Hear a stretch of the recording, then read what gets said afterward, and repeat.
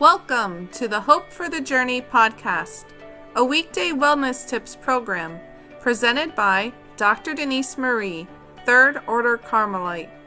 Dr. Denise is a professionally qualified clinical psychologist, health and wellness professor and coach, counselor, plus medicinal herbs educator. Each Hope for the Journey podcast features a well-being key from Dr. Denise, helping you meet your self-care needs for living well. Listener discretion is advised because this and other Hope for the Journey episodes may contain discussions surrounding behavioral health problems and other actual potentially triggering topics. Hello and good day, everyone. Welcome back to Hope for the Journey, and I do hope things are coming along okay for you today. My name is Dr. Denise, and on today's episode of the podcast, our topic is reaching emotional fitness, which is a psychological self-care key for living well. What is emotional fitness? Well, here I am offering my own straight-up definition. Emotional fitness is having an emotional life which is well grown up, is balanced, and connects well in relation to other people's lives. So I have an emotional fitness test to offer you at this point. Here are the questions. Are you regularly aware of how other people around you are feeling? Do you have a flair for picking up on body language signals? Are you commonly free from clamming up emotionally when under pressure? Do you know how to effectively manage life's stress? Are you proactive, making wise choices for yourself, or reactive, letting life be what happens to you? Do you consider your emotions and feelings before acting, or do you act out your emotions and feelings? Do you usually behave from a place of love or fear? Do you often leave emotionally disagreeable situations well, even with positive results? If your answer was no to any of these questions which I just posed, emotional fitness coaching could truly help improve your outcomes. So, then what would be good signs of emotional fitness? Well, to start, I say it would be about the ability to identify the emotions and feelings of others.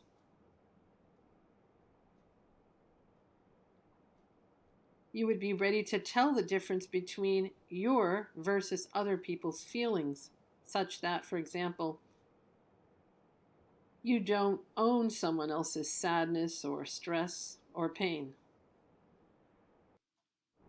Emotional fitness would indicate that you're able to sit with other people's emotions and feelings even if that is uncomfortable or painful for you.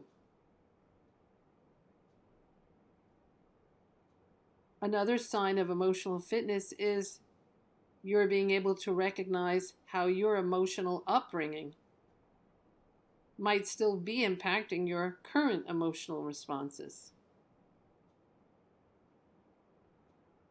Signs of emotional fitness include your ability to honestly tell yourself the truth about your emotions rather than lie to yourself to, quote unquote, feel better about things.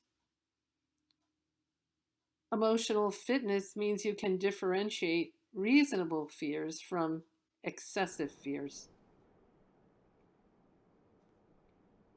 You can make friends with your emotions and feelings rather than stay in the habit of suppressing them or devaluing them. An emotionally fit person is one who takes responsibility for letting feelings be rationally guided by thoughts. So you can do that rather than let yourself act solely based on feelings. If you are emotionally fit, you respond rather than overreact when there's disagreement, taking advantage of healthy ways to calm yourself down instead of blaming, criticizing, threatening, or shouting at others. As an emotionally fit person, you reveal your own anger when that is prudent, and you do it without hurting other people. Emotional fitness means you can let go of holding grudges. Now, as some of you might recall, I do have a few other psychologically oriented podcasts available about strengthening emotional health. Yet, if you are wondering if I have any further tips today about reaching greater emotional fitness, here goes. First, I recommend keeping in mind to act on reason after considering your and others' emotional clues. Next, it is important to regularly seek grown-up emotional self-restraint for yourself. That is the mark or true power. Emotional intelligence.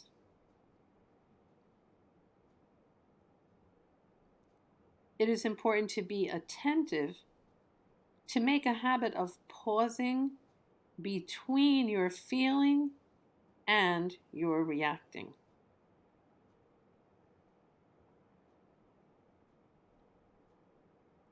Another tip is to give up on the practice of seeking to control others. And when there is disagreement, try to emotionally respond in a way that is proportionate to the situation, because it's easier for other people to manipulate you if you are overreacting emotionally. And remember the value of carrying around fewer false hopes, hanging on to hopes that are unlikely to happen. Overall, it is still possible to set a course toward reaching emotional fitness, all toward the goal of boosting your psychological wellness with the outcome of a more abundant life for you in general. Moving forward on today's discussion topic, I wish to highlight two people who not only reveal emotional fitness themselves, but also give due consideration to the importance of everyone having emotional fitness. First, I can point to American country music songwriter, guitar player, singer, record producer, and TV show host John Rich. John's website describes him as a, quote, multi-platinum hit generator and music industry leader, end quote. Originally from Texas, John Rich's own father, Jim, taught him about not overlooking the emotional aspects if you are seeking healing, and in particular, taking into account emotional aspects when you are dealing with discomforting or painful experiences from childhood. These naturally occurring human feelings need to be considered alongside spiritual and other components of difficult past life events.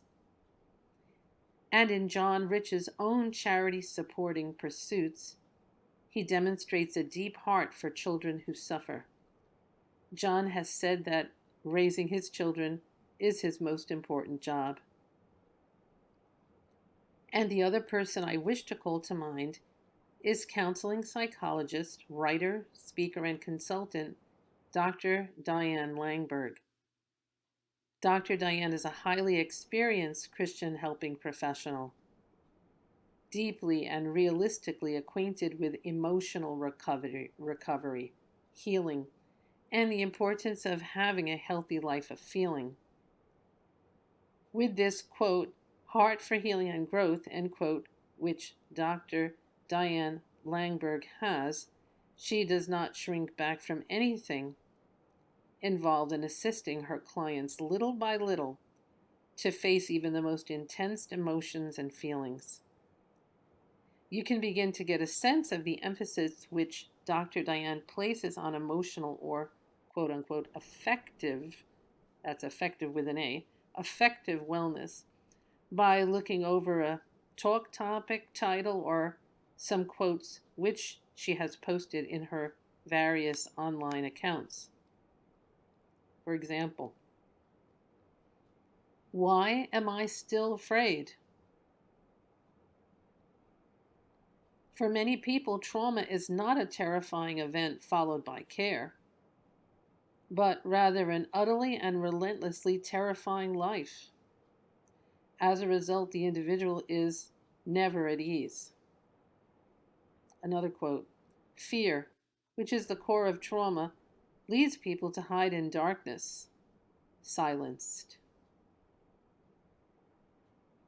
And this quote, for survivors of abuse, the exchange of questions, fear, pain, rage, and fear for hope and healing is never an easy one.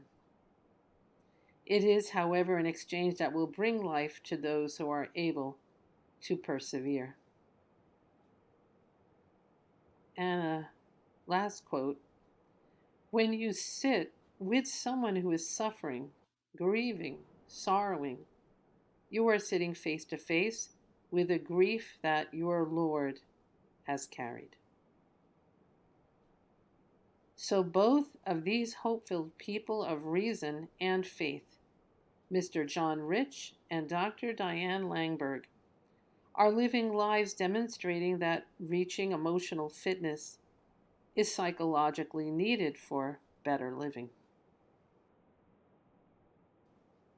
Turning our focus now to what's up next on today's podcast, I have a piece of music to share about reaching emotional fitness. The song I will present for you here is simply called Healing by Cat Burns. So I will read a good number of the song's lyrics which are relevant to our topic. Words I found on the internet.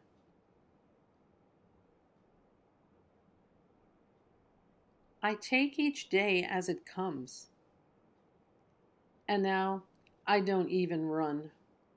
Not scared of my emotions anymore. In fact, I like to greet them at the door. I know everything is temporary. I am not the things that happen to me. Finding joy in all the little things. Getting comfortable in my own skin. Oh, I was broken and insecure. My heart was scattered, pieces on the floor. But now I'm healing, feeling, growing, and unlearning. My old self has been laid to rest. Now I'm ready to become my best. It ain't easy growing up with 40 trips around the sun, I've started seeing things clearly. Let me tell you what I believe. The strongest pain and the hardest things are simply life happening. Wisdom is the journey. We've all been broken, felt insecure. My heart's been shattered so many times before. Healing, feeling, growing, and unlearning. Life has put me through so many tests. Every day I'm working to be my best.